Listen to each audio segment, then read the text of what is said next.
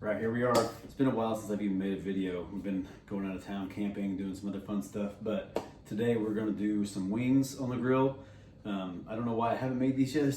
We used to make these almost every weekend on my pellet smoker, and I've done them on my other one I have at home. But tonight we're going to do this new Spiceology Smoky Honey Habanero. I'm gonna try that on this smaller batch right here, and then I usually use my rub on the big batch, but I'm making a brisket tomorrow, a different way than I've done for you guys and girls. But this Thundering Longhorn beef rub, it says for beef, but it doesn't matter. It's pretty good on wings, and I didn't go through the process of trying to get full wings and chopping them up myself. I just went to Costco today to get a brisket, and they had these there with these chicken party wings in these packages.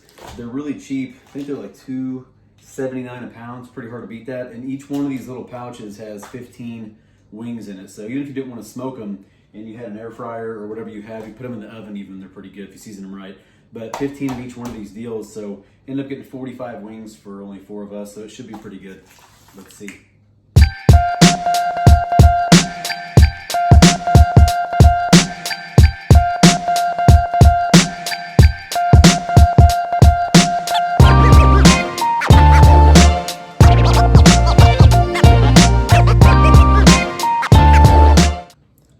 Good pro tip for making wings. Typically I would get these out the day before, but I didn't have them yet. So I would get them out of the package, salt them, put them on these things and set them in the fridge. And that does is kind of dries out that skin a little bit and gets it nice and crispy. Didn't have that luxury today. So doing the small side over here with, like I said, that Spiceology Smoky Honey Habanero. It smells good. So we're gonna see how good it actually is. When I do my seasoning of these, I like to make sure I get both sides done really good.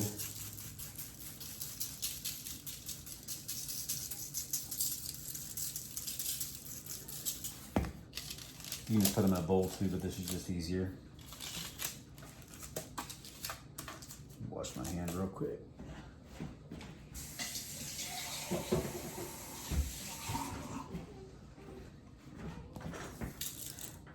Get all these flipped over.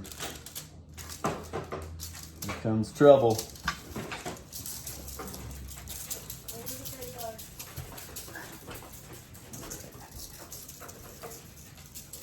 Hope these aren't too spicy. We're gonna find out. So both sides are seasoned, and this is that Thundering Longhorn beef rub. It's pretty good. It's got this ancho chili flavor in it, black pepper, garlic salt, a little bit of espresso. It should leave a nice color on it too, so get those done real quick. This stuff's good on burgers and everything. So you can see it gives it a good color too. So I'm gonna get them flipped over, get the rest of those seasoned up. I'm gonna get the smoker turned on 250. I'm gonna show you another little pro tip that makes things a lot easier getting stuff in and out of the smoker.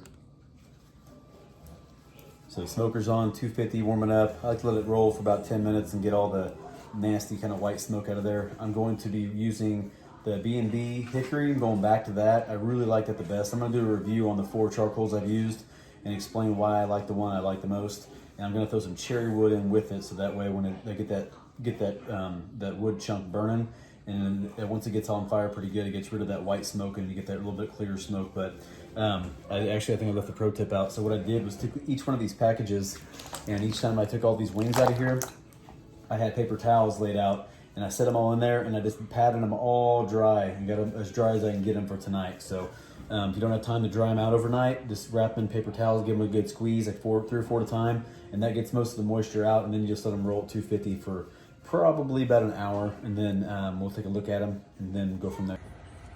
People share videos of their smoker doing this all the time, like praising it like it's awesome, and it's not awesome. It's too much smoke coming out of there.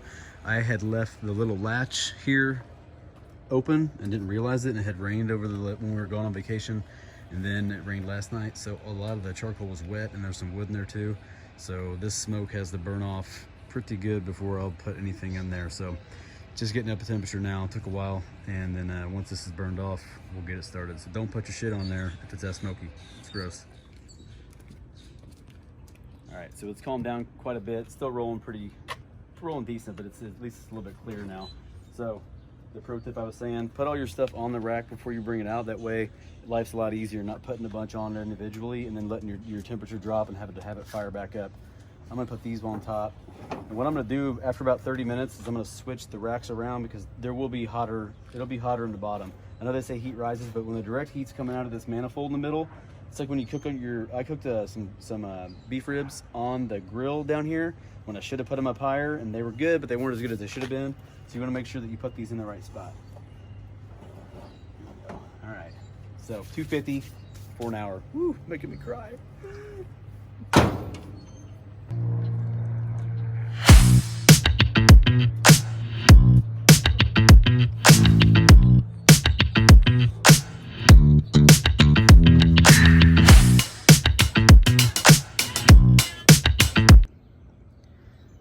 It is a little dirty though.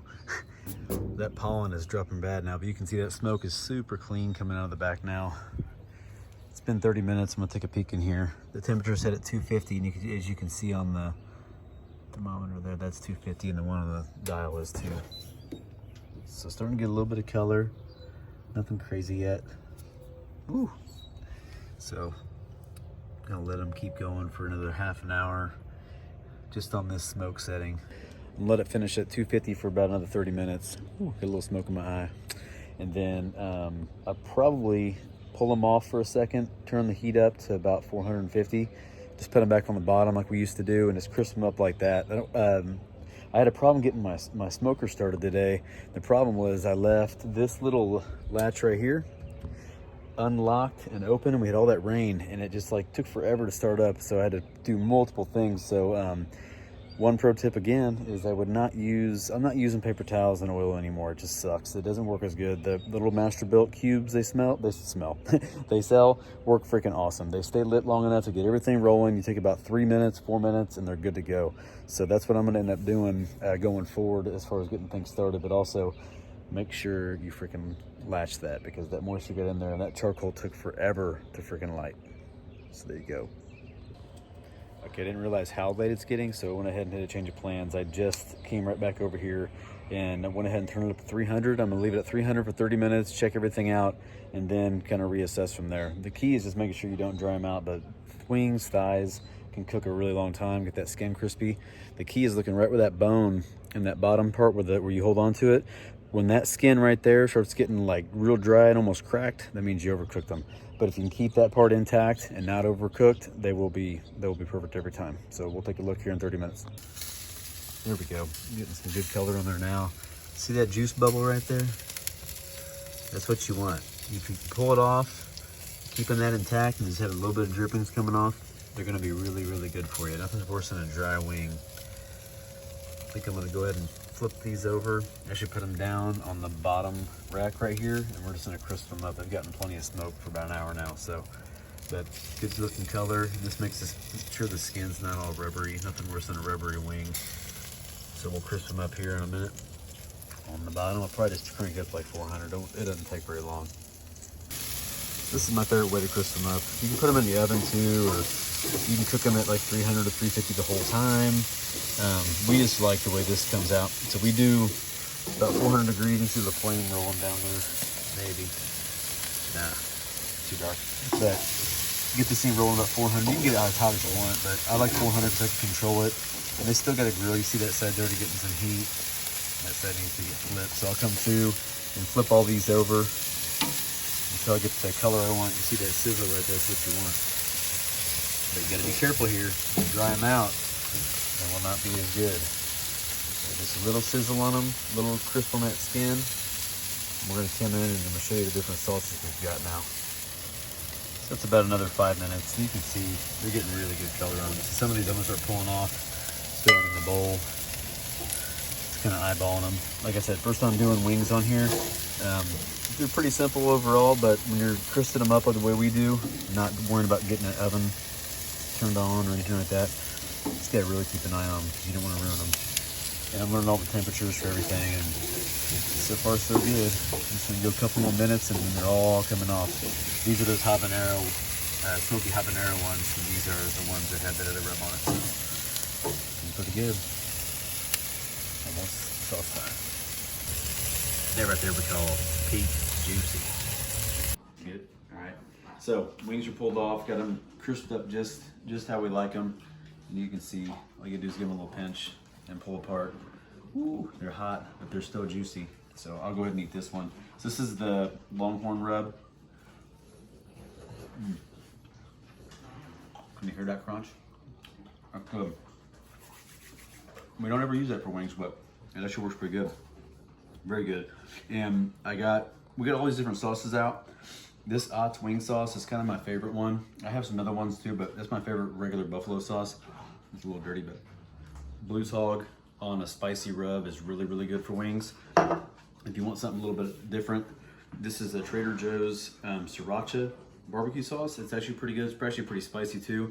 And this is something very unique that I found. This is chili garlic sauce. You put this on your wings and then you mix that with some of this right here. I'm gonna put this recipe in the description so you guys can figure out how to make it. I never make it. Excuse me. My wife does, and it's called Drop Ranch. It doesn't have a bunch of sour cream and a bunch of added just, you know, shit in it. So anyway, that goes really, really well with all the wings. So try this spicy habanero, smoky habanero one.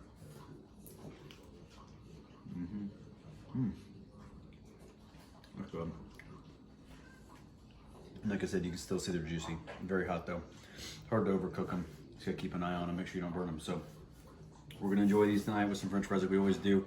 But Ott's hot wing sauce, Blues Hog barbecue sauce, and that's how we'll dress them up. If you like how I did this, or you got some suggestions, or you do it a different way, leave a comment, like, subscribe. Thank you very much.